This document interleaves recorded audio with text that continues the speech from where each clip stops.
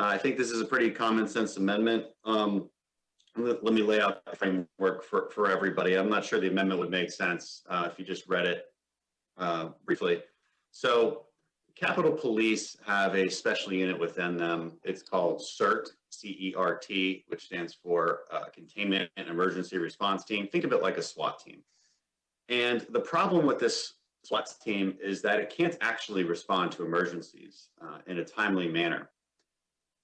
And I speak to this from a tactical perspective. Okay, if I consider myself a quick reaction force of some sort, that means that my gear is ready to go and I have a response time that has been validated and practiced. They have no such thing. The reason they have no such thing is because they need to be recalled. They need to be recalled. They need to be able to check. They need to check out their weapons from the armory inside the Capitol. They need to check out special equipment. There's a couple people who have keys to those armories. They have to track them down, get them, then suit up, and then respond to whatever emergency is taking place. Now, these are our most highly trained tacticians, but they have no equipment with them.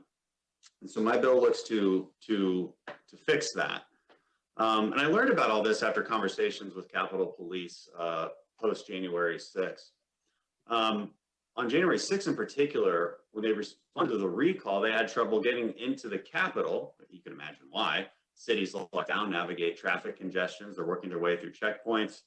Once there, to assemble the specialized equipment, they ran into problems of access. Different items were stored in different locations. Some locations were locked. He was not accessible. Somebody who was on the front lines with the crowd in January on that day had the key, couldn't get in. So how do they fix this? If they had take-home vehicles, so they don't actually have police vehicles. They have to take their personal vehicles to the Capitol when they're recalled.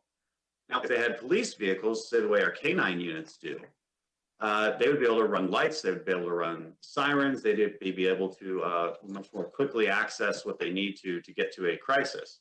They would not need to find somebody to help them. We would also need their equipment to be secured and staged in those vehicles if they were to be a true quick reaction force, a true emergency response force.